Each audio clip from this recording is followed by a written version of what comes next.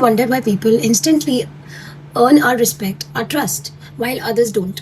I was reading this. According to the Indian Vedic tradition, trust isn't something you ask for, it's something you become.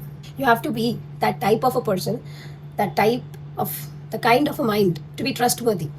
The Vedas, if anyone has read the Vedas, it's a very long text. I hope I am also not there yet. But what do they tell us? They tell us about these timeless principles. That is Satya, that is truth, and Dharma, that is doing what is right, and of course, Shraddha, faith. So, when these three things come together, trust is created naturally. Wherever a person is speaking Satya, a person is performing the rightful duties and also having patience, faith. So there is a famous Vedic saying that everyone knows this, Satyameva Jayate. What does it mean? It means that truth alone triumphs. Truth alone wins. It really reminds us that trust isn't built through impressive words or promises, fake behaviors, outer fake. No, it's built through honesty, consistency, and actions that match our values, our morals, and they match what we talk, what we are showing out there. Even the Bhagavad Gita takes, addresses this, where Lord Krishna is teaching Arjuna that every action should be guided by dharma, what dharma is saying, and not by your selfish desires. Like there can be a chance where there is a need of taking revenge or need of fighting with someone because they hurted you or because they hurted a lot of people and they did a lot of wrong. But it should not be satisfying your selfish desire that because that person is ahead of me, that person is doing better in their life, or that person is whatsoever, I want to do something wrong to that person. That is wrong. That is not dharma. You know, when people know that you will do the right thing even when no one is watching you, they begin to trust you. They know that this person is trustworthy. They are good to go. But you know, there is a lesson. There is an important lesson here. Trust starts with yourself. If you don't trust your own decisions or your own character or your own purpose, then it is very difficult. Then it is very difficult for others to place their trust in you. You have to be sure about yourself. You have to be strong enough to know what you are doing. And it really talks about self-awareness. All the Vedas, again, the Upanishads, even they tell us, they remind us, I've read this in philosophy books, that self-awareness and self-discipline are the foundations of a trustworthy life. In today's world, where fake appearances spread faster, everything is fake, almost.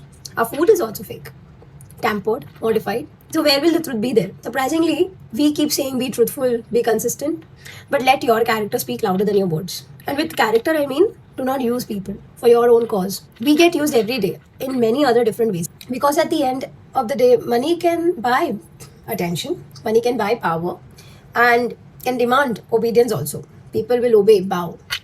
But only character earns trust. Trust of well-being, trust of togetherness, trust of a godly presence. And that's the Indian Vedic way.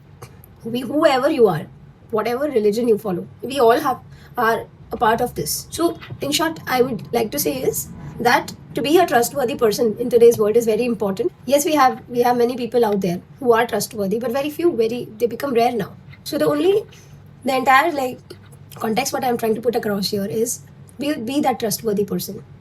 Do not use people for the sake of your that one extra step. Create your own step. Be brave enough to go ahead on your own. On your own in the sense, your own brain, your own technique, your own skill, your own ability to sit with patience and learn when the guru is teaching, and not being relied on simply some notes, simply some dhakka, like the neat paper leak. You know why that happened? That happened because people are desiring of extra things. There is corruption, of course, but corruption starts with us, right? If we decide not to be corrupt, if we decide to not take that extra effort to just cheat and take that extra effort to do your own mehnat, then we can stop all these things. We can stop corruption. But it's very difficult. As I said, very few are good people, where others are just bad. Others are just selfish. Unknowingly, they are in that loop where they are belonging to these selfish people. But you know, it always starts from the local. What is happening in the local is very important. छोटे scale पे कौन क्या कर रहा है ये बहुत ज़रूरी है. वो that small thing only goes up and then it creates a bigger business. For example, everyone want to wear the same type of clothes, do fashion, this that. किसी और को कुछ और क्यों नहीं करना? Why you have to be in the herd mentality? सारे sheep एक साथ जा रहे हैं. क्यों? Don't you have different things, unique things? Like some cafe opened, उसका advertisement हो गया.